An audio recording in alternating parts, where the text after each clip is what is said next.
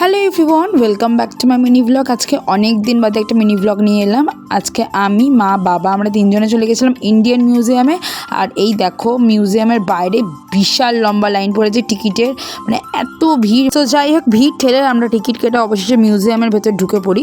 এখন টিকিটের প্রাইস হচ্ছে অ্যাডাল্টদের জন্য হচ্ছে 75 রুপিস আর বাচ্চাদের জন্য হচ্ছে 20 রুপিস।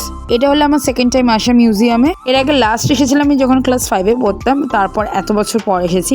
এখন অনেক কিছু রুলস করেছে, যেমন হচ্ছে ভিডিও যদি করতে চাও, মানে ফোন ফটো তোলা ভিডিও করা সহজে করতে পারবে না, তার জন্য আলাদা করে 59 রুপিস, বলতে পারো 60 রুপিস দিতে হবে, তারপর ফোন নিয়ে যেতে পারবে।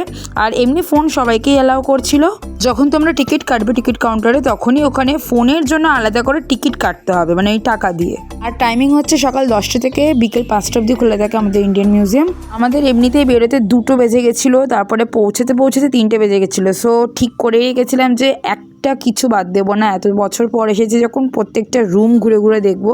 আগেকার দিনে বিভিন্ন রকমের জিনিসপত্র যে এখনও অবধি প্রিজার্ভ করে ওনারা সব রেখে দিয়েছে, মানে যেগুলো আমরা দেখতে পাই এখনও গেলে জাদুঘরে। বিভিন্ন রকম ম্যামেলসের স্কেলিটেন্স, ইভেন ব্লু ওয়েলের স্কেলিটেনও এখনও অবধি সব কিছু আছে।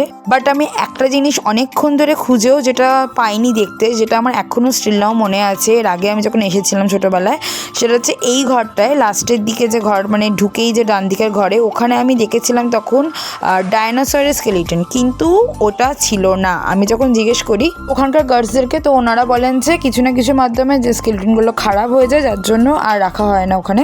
সো এই ঘরটাতে পুরোনো দিনে সমস্ত রকমের মুদ্রা, এই সমস্ত কিছু রাখা আছে। মিউজিয়াম ঘোরার পর তো আমাদের প্রচণ্ড খিদে পেয়ে যায়, তখন বাবা আমাদের নিয়ে যায় অনাদি মোগলাই রেস্টুরেন্টে।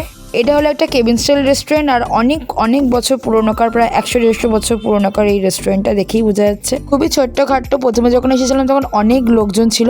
এখানকার স্পেশাল ডিশ হচ্ছে মোগলাই পরোটাই, আর এখানে হাঁসির ডিম আর হচ্ছে মুরগির ডিমের মোগলাই পরোটা বিক্রি হয়। আমরা নিয়েছিলাম হাঁসির ডিমের মোগলাই পরোটা, আমার বেশ ভালো লেগেছিলো খেতে। এটার লোকেশন হচ্ছে ধর্মতলা। তোমরা যারা ধর্মতলা মার্কেটিং করতে আসবে তখন অবশ্যই তোমরা ট্রাই করো। লাস্টে হাত ধোয়ার জন্য গরম জলের এই 2টো পাত্র দিয়েছিল, এইগুলো দেখে তোমার পুরোনো দিনের কথা মনে পড়ে গেল। সো ভিডিওটা ভালো লাগলে অবশ্যই লাইক করে দিও, অ্যান্ড থ্যাংকস ফর ওয়াচিং।